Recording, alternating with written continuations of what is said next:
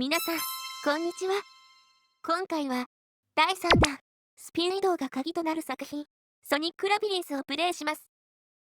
どんなゲームなのかは、ストーリーから見ていくとわかりやすいので、ストーリーを紹介します。ソニックのスピードが厄介と思ったエッグマンが、カオスエメラルドを使ってスピードダウンブーツを作り、ソニックのブーツとすり替えてしまいました。走れないソニックに対し、エメラルドが自分の手の内にあることを話し、勝利宣言をするエッグマン。それを聞いたソニックは、最後の手段、スピンで、エッグマンからエメラルドを取り返すことを決意します。早速ゲームを始めますね。先ほどの通り今回ソニックは走ることができません。また、ジャンプも不可なので、操作は歩くことと、スピンによる移動のみとなります。ステージには、3つ鍵が隠されています。これを持ってゴールに行かなくてはいけません。また、制限時間が設定されており、鍵を1つ拾うことで増えます。つまり、鍵を探すのが最優先の目標になるわけですね。今取りましたが、下に1つ、次は右上に向かい、スプリングで移動後、右端、その後、左に移動し、コンベア地帯の真ん中にいる敵を倒すと3つ目の鍵です。ゴールは、コンベア地帯の上にあります。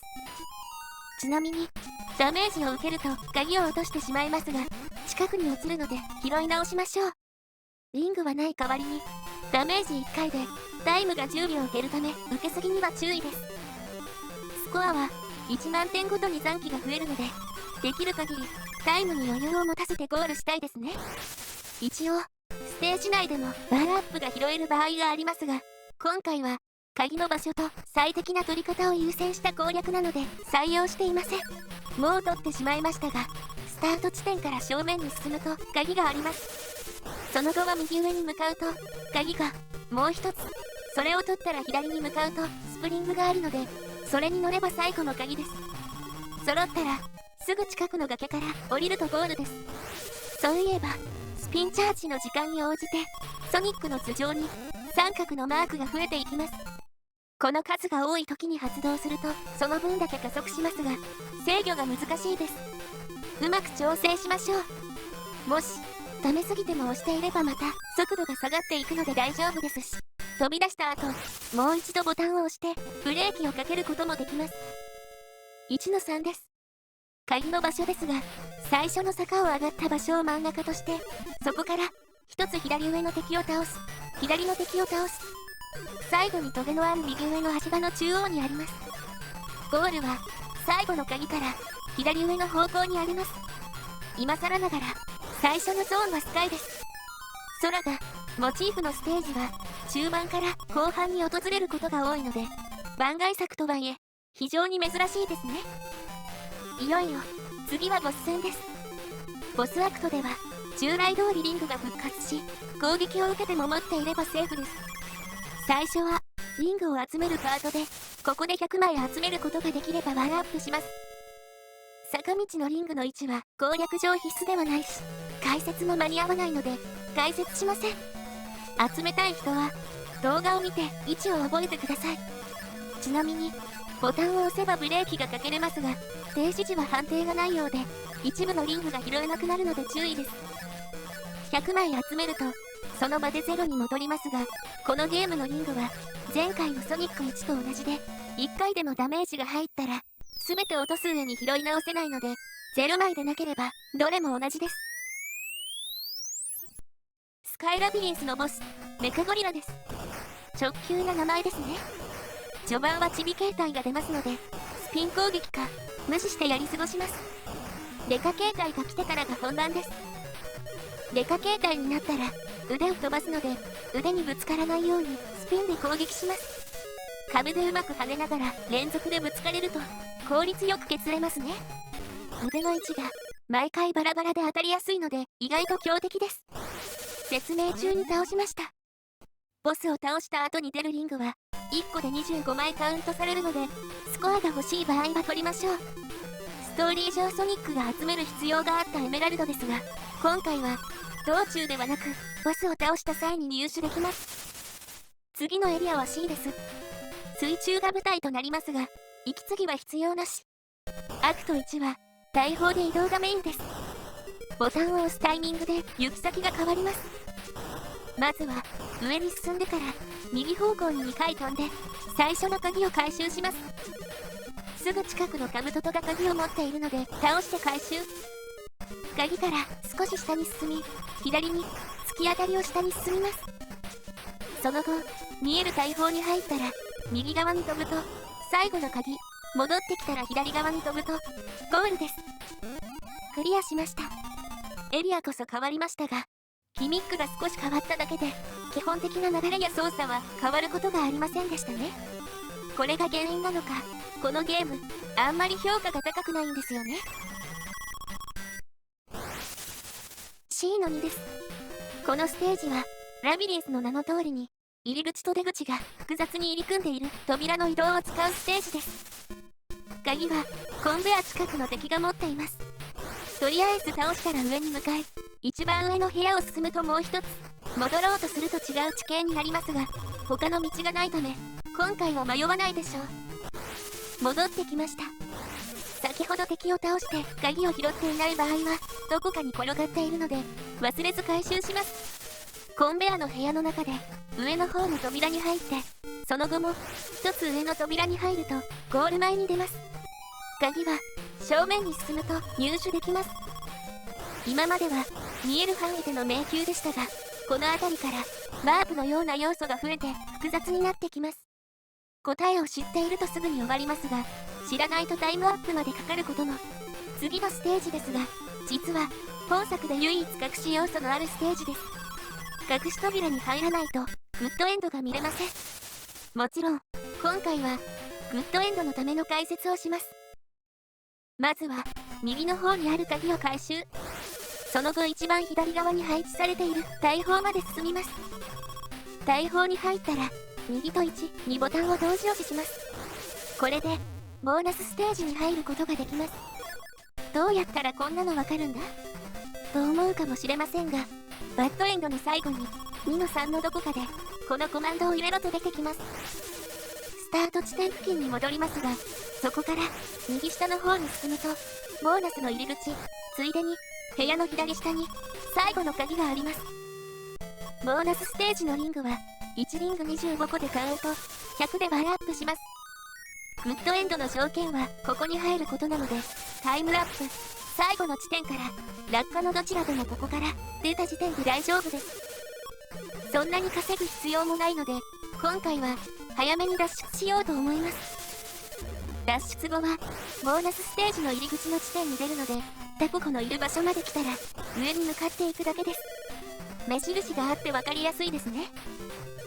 ゲーム本編とは関係ない話となるのですが見下ろし方ソニックといえば 3D ブラストが有名です。残念ながらオリジンズプラスには楽曲のみで作品自体は収録されないようですね。3D ブラストの知名度的にあれが見下ろし方の原点のように思う方もいるかもしれませんが実は本作の方が発売が早いです。ジャンプも含めたアクション面で言えばあちらの方が完成度は高いですがね。そんな話をしている間にボスステージです。リングが最低限でいいなら最初のを取ったら右側にいるだけで終わります。今回からダメージを受ける仕掛けが配置されているため集める人は要注意です。ダメージを受ける仕掛けは見えたと思いますがトゲとか氷ですね。2面のボスはカニパールです。今回は最初のチビ形態をやり過ごせる足場がないため正面にスピンダッシュで応戦します。ダッシュの勢いが弱まっているとぶつかった際に負けるので程よいパワーでいきましょう。デカ形態は貝が開いている時だけ攻撃が通ります。手前で待機して止まったのを確認してからスピンで攻撃です。狭い通路なので勢いがついていると反射で数回攻撃できることもありますがその分自身へのダメージのリスクもありますので考えた上でどうぞ。倒せました。次のエリアはファクトリーです。これまでとは違い初登場する柵のない足場により落下のリスクが非常に高いエリアであり移動はリフトやワープを使うことが多いです。全エリア中最も落下しやすいので操作慣れが重要でしょう。ファクトリー1です。実はかなり狭いステージとなっています。まずはステージの下の方にあるリフトに乗りに行きましょう。コンベア地帯は前にも見ましたが、加えて電撃トラップがあるので注意です。当然ダメージを受けるとタイムが減り、鍵をばらまきます。リフトで渡った後はしばらく一本道です。最後までワープ装置を目指しましょう。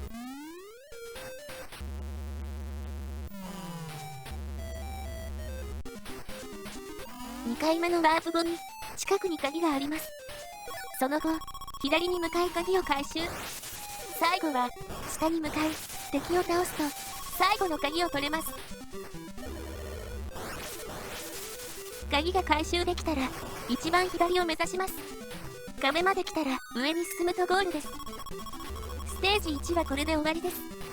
雰囲気はつかめましたか？次のステージはもっとリフトとワープが入ります。リフトの乗り降りは落下しやすいので、入力する方向や移動のタイミングに注意ですね。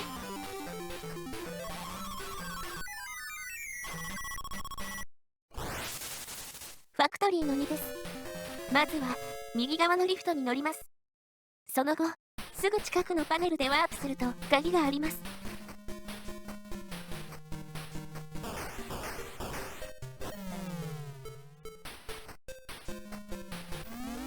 鍵を拾ったらワープでもう一度帰り、上の方のリフトに乗ります。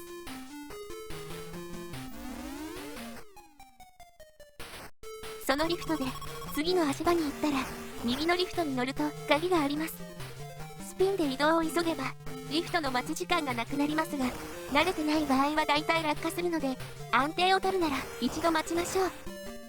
右の鍵を回収したらもう一度リフトに乗って戻り、左に行くと最後の鍵とゴールです。C の2と同じで、道を知らないとタイムアップになってしまうことも珍しくありませんが、知っているとすぐに終わります。道を覚えるだけでスピードも出ないステージはつまらないって？大丈夫です。ここが異質なだけで、次は割と普通な感じです。以降のエリアに関しても、ゲームの基礎的な要素が十分に目立つ作りとなっていますよ。ファクトリーの3です。最初は左に向かいます。コンベアの上の鍵を取ったら下に向かい、右に見えるリフトで渡った先に鍵があります。鍵を取ったらワープパネルに乗らず、リフトで元の部屋に戻ります。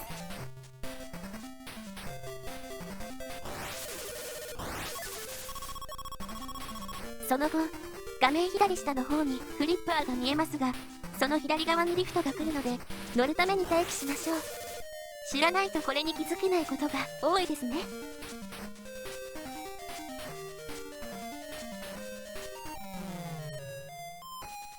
渡った先にいる敵が最後の鍵を持っています。倒して取りましょう。敵を倒すとリフトが出現し、スタート地点の少し左側に戻れます。ゴールはスタート地点の右ですので、右に向かえばクリアです。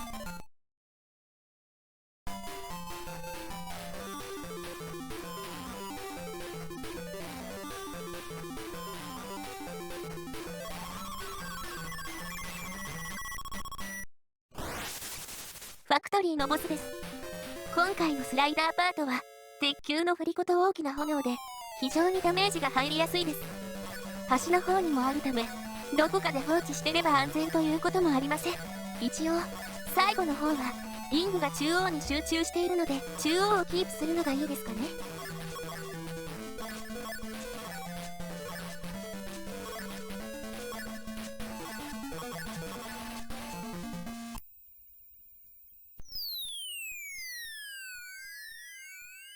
ボスはニードルマンです。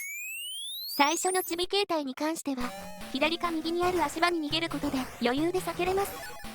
デカに関しても同様で、中央の足場以外は侵入してきません。正面はトゲがあるので、背後か側面からスピンで攻撃します。本体にぶつかると跳ね返るので、またチャージして攻撃を繰り返すのがおすすめですね。正面に立つとトゲを打ってきますが、全部消費させるより後ろを取って攻撃を繰り返す方が早いのは確実ですね。クリアです。次がこのゲームラストのエリアとなります。癖が強いこともないので、ここまで来れる腕があれば難なくクリアできるとは思います。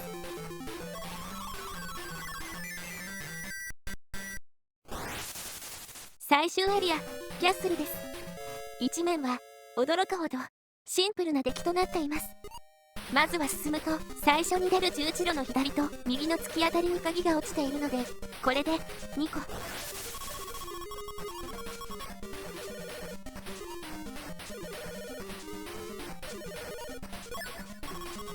終わったら上に向かい、一番右の部屋に最後の鍵があります。ゴールは最後の鍵の近くのコンベアの間から上に向かうとあります。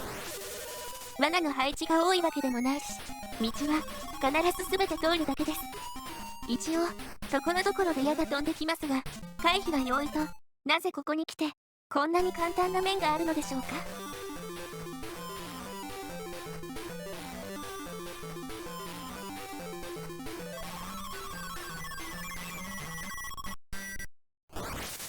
キャッスルの2です。ドア移動を使ったロングランコースですね。移動は急ぎましょう。まずはスタート地点から上に向かって突き当たりにある扉に入ります。ここは道なりですが、途中曲がる上に通路の柵がないため落下に注意。一度鍵の場所まで行ったら、そのまま最初にいた地点まで戻ってきます。単調ではありますが、移動距離が長くダッシュしていると落ちやすいのが罠ですね。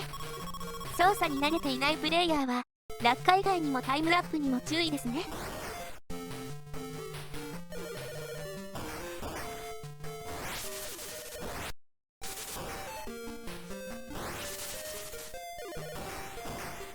戻ってきたら下に移動し、コンベア地帯のところまで戻ります。コンベア地帯で最初に見えるドアに入ります。この部屋にも鍵が普通にあります。鍵は左側で、右は炎の罠です。終わったらコンベアの場所に戻り、左の扉に入ります。入ったら行き止まりなので、戻るとスイッチのある部屋にスイッチを踏んだら、もう一度出口に向かうと広い通路に出ます。この奥に鍵とゴールがあります。最終エリアにしては簡単すぎる。次のコースは真面目に知識とプレイスキルの両方が必要ですので、ここまでぬるいなぁと思った方は楽しめますよ。ここまででもきつかった人は解説を参考に頑張りましょう。鳩時計の演出が入りましたが、どうやらこのステージを一定のタイム以上でクリアすると入るみたいです。これを見たところでエンディングの分岐やボーナス点灯は特にはないです。本作最難関と思われるキャッスルの3です。まずは右下を目指して進みます。鍵を取ったら近くのスプリングで渡り、飛んだ先の左のドアに入ります。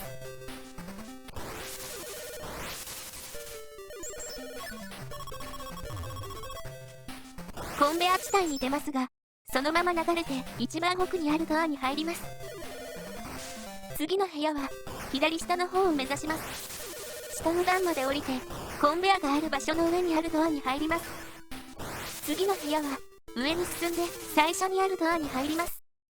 その後コンベアの部屋に出ますが、手前のコンベアに流されるとアウトなので、スピンダッシュで手前の縦方向に流れるコンベアを通り抜け、奥に続くコンベアに乗ります。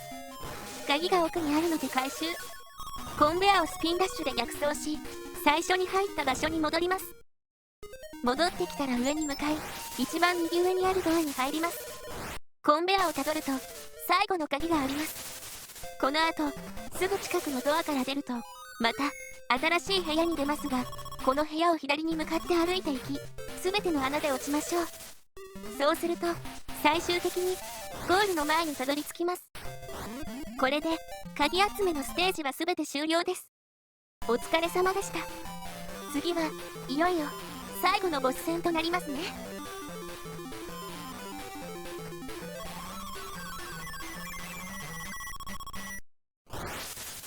ボス前のリングパートですが、なんと今回は罠自体少ないです。確実にノーダメージで行く場合、右の方で滑り続け、左のトゲを通過したら左に行くだけで被弾することはありません。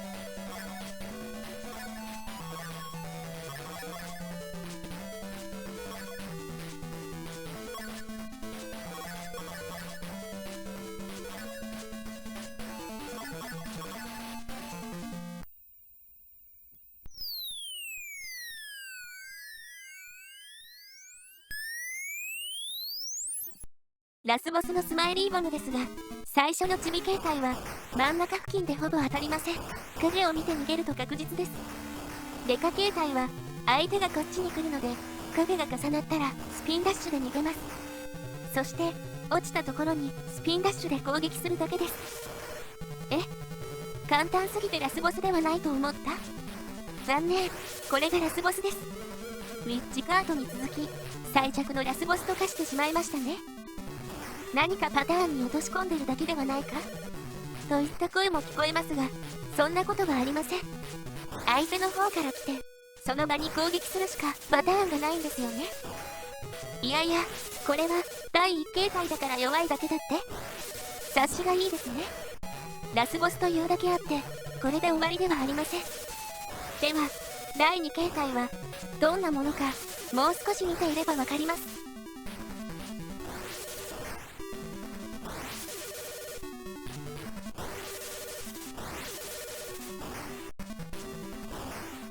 これが第2形態です。動きは素早くなって弾は拡散しますが、縦方向に逃げると当たらないため全く強くなっていません。むしろやられに来る速度が上がっているだけで弱体化してるまでありますね。攻撃が単調で部屋が狭いせいもあってか、動きも丸分かりで今までのボスと比べると攻撃しに行くにも逃げるにも楽すぎるんですよね。あ、被弾しました。やっぱりちょっとだけ強いかもしれません。しかし複数攻撃してくるボスが最初だけというのは前代未聞では。なんで最初だけまともなボスを出したんですかね。倒しました。あとはエンディングです。というわけでこのゲームの強敵は独特の操作性というオチでした。ボスが総じて弱い方でしたね。スタッフもボス戦は難易度調整に苦戦してしまったんですかね。